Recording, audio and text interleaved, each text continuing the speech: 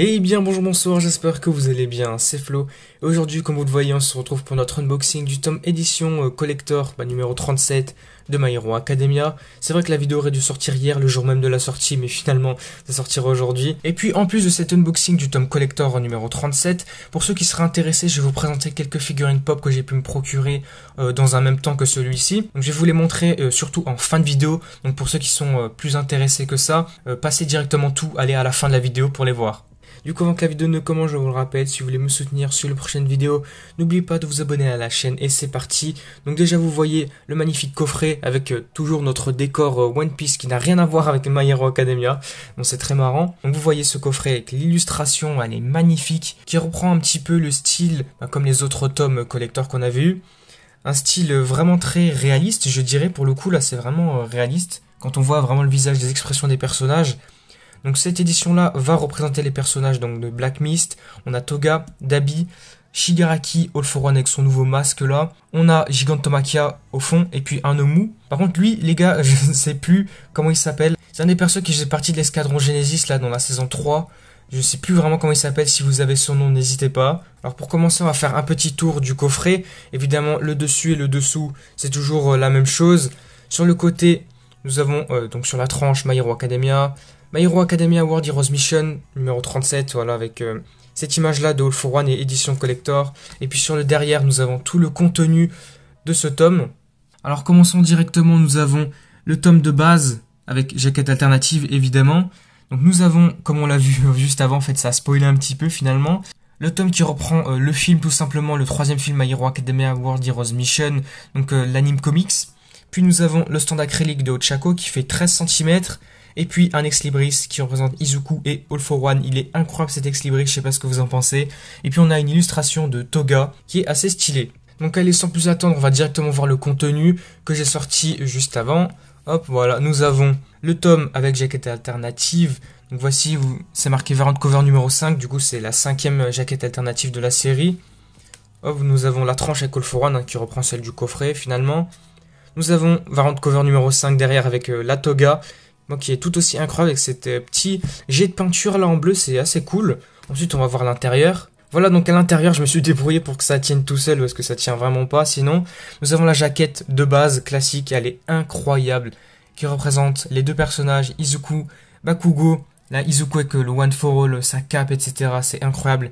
Et le Bakugo, voilà, dans cette posture qu'on avait vu donc à la fin du tome 36. C'était un suspense de fou. Du coup, le titre du tome s'intitule Défenseur et Attaquant. Nous avons la tranche avec Edge Shot. Donc ensuite, on va passer au mot de l'auteur ici. De toute façon, on va tout voir après. Alors, mot de l'auteur, merci d'avoir acheté ce tome. J'admire vraiment ceux qui trouvent la force d'aller de l'avant. Dans les moments difficiles, je pense qu'il fait sans doute allusion au cas Bakugo. Je ne sais pas, mais c'est en tout cas ce que je pense. Ensuite, nous avons les autres illustrations. Là, qui reprend le personnage de Shoji et là de Spinner, qui sont vraiment stylés, vraiment bien. Ensuite, on va tourner, voilà, on va se décaler. Et nous avons les synopsis du tome. Alors, à cause de Himiko, toute la stratégie des héros tombe à l'eau. Deku essaie désespérément de rejoindre sa zone de combat, mais la distance qui lui reste à parcourir est bien trop importante. Et l'équipe de Best Jeanist a beau donner son maximum, elle se retrouve vite en difficulté contre Tomura Shigaraki. Alors que les Big Three et Katsuki, qui sont en première ligne, lancent leurs attaques les plus dévastatrices, l'ami d'enfance de Deku, pris pour cible par Tomura, reçoit un coup fatal. Donc et oui, ça c'est ce qu'on avait vu au tome précédent. Et puis pour terminer avec cette jaquette alternative, quand on la retourne du coup, nous avons une illustration de Edge Shot, et ici de Monoma, qui est à l'envers. C'est bon, si on retourne, nous reconnaissons le personnage. Et maintenant, on va passer, on va dire, au secret qu'on retrouve sous les jaquettes des tomes, comme pour tous les tomes à chaque fois. Donc, nous avons Club de travaux manuels, inscriptions ouvertes, ok, un petit papier. Alors passez nous voir, ok, Ninja, donc c'est par rapport à Edge Shot je pense. Venez vous entraîner avec nous. Ah ouais, on a Best Jeanist carrément ici. Donc ok, c'est peut-être quelque chose qui représente les personnages. Peut-être qu'ils ont participé à des travaux manuels, quelque chose comme ça, je ne sais pas du tout. Donc ensuite on a un petit mot ici. Pour Best Jeanist et Edge Shot, l'intitulé travaux manuels n'était qu'un prétexte pour s'entraîner à maîtriser leurs haltères, car ils ont tous les deux des pouvoirs similaires. Ok, très bien, le club a fermé pendant la présidence du héros ninja. Ok, très bien.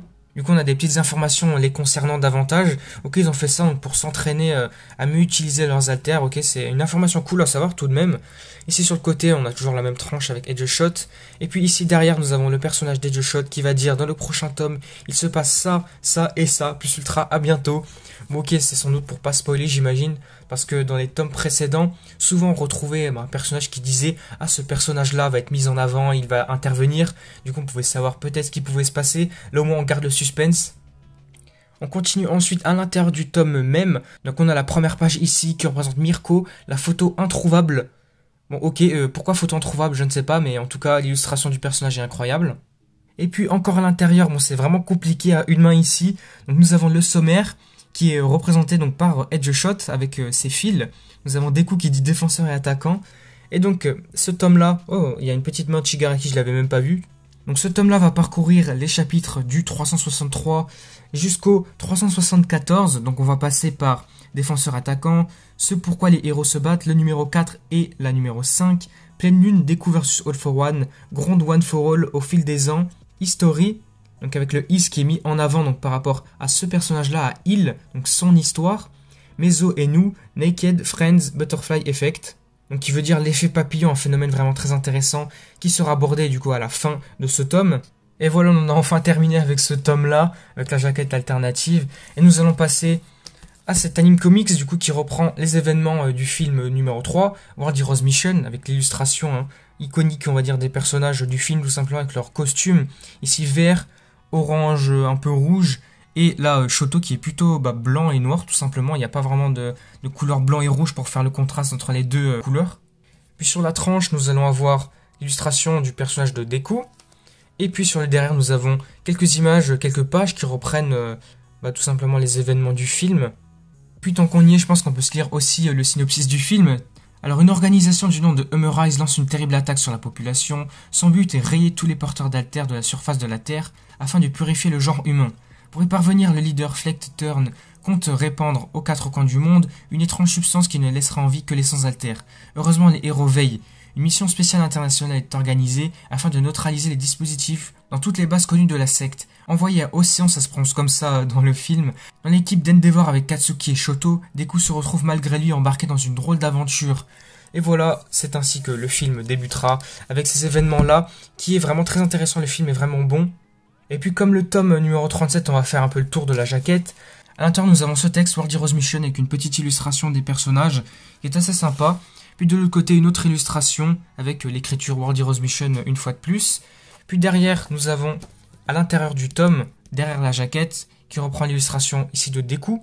Et puis de l'autre côté, nous avons toujours la tranche avec Deku. Et l'autre côté qui représente Bakugo et Shoto. Et voilà, après avoir vu, on va dire, les tomes principaux de ce collector, donc le tome 37 et l'anime comics, on va passer aux goodies, qui sont tout aussi intéressants. On a dans un premier temps Lex Libris qui représente Deku et All for One, avec All for One vu du dessus comme s'il était supérieur à Izuku, et Izuku qui essaye un peu de l'attraper vers le bas, donc pour lui tenir tête finalement. Donc je sais pas quel est votre avis, mais je trouve que cet Lex Libris est vraiment incroyable. C'est peut-être l'un des meilleurs qu'on ait eu, je pense que c'est un des plus stylés qu'on ait eu. Et puis après ça, nous avons le deuxième goodies qui est aussi super cool, qui va venir accompagner ceux qu'on avait déjà, donc ceux avec Deku, Bakugo et Shoto. C'est le personnage de Ochako, qui fait 13 cm. Alors vu la taille là, comme ça, je pense qu'il les fait bien les 13 cm, parce que une fois c'est arrivé avec celui de Shoto, le tome collector nous annonçait un 10 cm, un truc comme ça, mais Lex Libris était vraiment beaucoup plus grand que ça, donc on va se déplacer carrément dans la mangatech ici pour vous montrer la différence.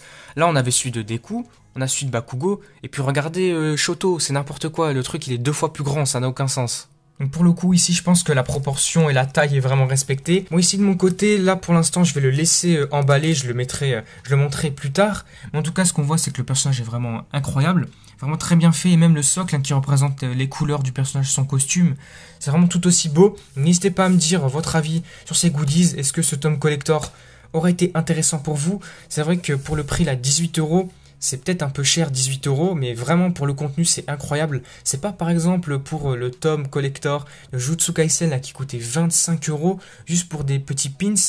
Bon, je pense que c'est sans doute le matériau utilisé qui vaut cher, mais quand même je trouve que pour 25 € ça c'est conséquent, on n'a pas énormément de choses. Là on a quand même une jaquette alternative, un anime comics, bon, toujours le coffret quand même, parce que il n'est pas compté dans le prix, mais c'est toujours intéressant d'avoir ça.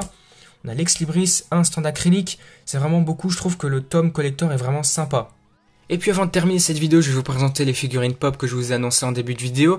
Donc les voici, j'en ai eu 4, donc finalement moi ça m'est revenu à 2 achetés, une offerte ici, Mais la quatrième était également offerte, c'était une offre spéciale pour Noël. On en avait une offerte parmi une petite sélection. Donc j'ai pris celle-ci parce que je l'avais pas du tout. Mais je pense, selon moi, il n'y en avait pas d'autres vraiment intéressantes. J'ai pris celle-là parce que bon, je suis vraiment fan de MHA et du coup je voulais compléter. Mais du coup voilà, nous avons 4 pop ici. Comme vous voyez directement, on en a une One Piece et les 3 My Hero Academia ici. Donc on va commencer de la gauche, on va aller jusqu'à droite. Nous avons cette édition-là de Zoro qui est incroyable. Je vous montre la boîte plus en détail derrière. Donc vous voyez Zoro avec l'édition Enma. Donc je sais pas exactement ce que c'est. Là on a une édition spéciale évidemment. Mais par contre le Glows in the Dark, je sais pas ce que ça représente. Est-ce que c'est vraiment une variante de l'édition spéciale ou c'est juste parce que ça fait partie de l'édition spéciale, c'est peut-être juste l'intitulé de la figurine, je ne sais pas exactement. Mais en tout cas, ce que je peux vous dire c'est que la figurine elle est incroyable, qui représente le personnage de Zoro évidemment, avec son haki et son sabre tout simplement Enma. Elle est vraiment incroyable. Puis maintenant on passe au côté My Hero Academia. Comme vous le voyez, en fait les 3 pop elles font partie de la série de la saison 5. Donc nous avons le personnage de Shoto, à la fois glace et à la fois feu. Elle est vraiment incroyable, j'aime trop les flammes et la glace là. C'est vraiment super stylé sur Shoto. Puis ici Izuku qui utilise son fouet noir ou Black Whip, selon comment vous le dites. Donc vous voyez là il est vraiment super stylé, j'adore vraiment, elles sont incroyables, j'ai vraiment bien fait de les prendre, je suis vraiment trop content avec la Zoro, c'est vraiment super cool. Et puis la Cloaca qui est tout aussi intéressante, c'est vrai que le personnage est peut-être moins hypant que les autres, mais la figurine pop est tout aussi bien. Voilà, du coup on aura fait un petit tour de ces 4 figurines pop que j'ai pu me procurer en même temps que ce tome collector que vous voyez là. Bon, n'hésitez pas à me faire part de votre avis les concernant, si vous les avez peut-être chez vous ou pas. En tout cas moi je les trouve vraiment incroyables, je suis vraiment content, je regrette pas mon achat, vraiment j'aime trop. Du coup voilà, je pense qu'on va s'arrêter ici pour cette vidéo, j'espère qu'elle vous aura plu. N'hésitez pas à me dire dans les commentaires si vous aussi vous avez récupéré ce tome collector ou pas. Quelle aura été la chose la plus intéressante selon vous? Est-ce que vous préférez la jaquette alternative ou l'ex libris ou le son acrylique? Qu'est-ce qui aurait été le plus intéressant pour vous? Du coup voilà, on s'arrête là pour cette vidéo. N'hésitez pas à liker, à commenter, à partager comme d'habitude pour me soutenir et suivre les prochaines vidéos, que ce soit actualité, unboxing, ou on va parler des prochains tomes, des prochaines sorties des tomes, des collectors, etc. Ou tout simplement les spoilers, du coup sur les chapitres du manga dans les scans. Et puis pour terminer, n'hésitez pas à vous abonner à la chaîne pour me soutenir sur les prochaines vidéos. Actuellement où je tourne la vidéo, on est à plus de 1160, alors n'hésitez pas à faire exploser cette barre d'abonnés pour dépasser les 1200 peut-être. Et du coup moi je vous dis à la prochaine.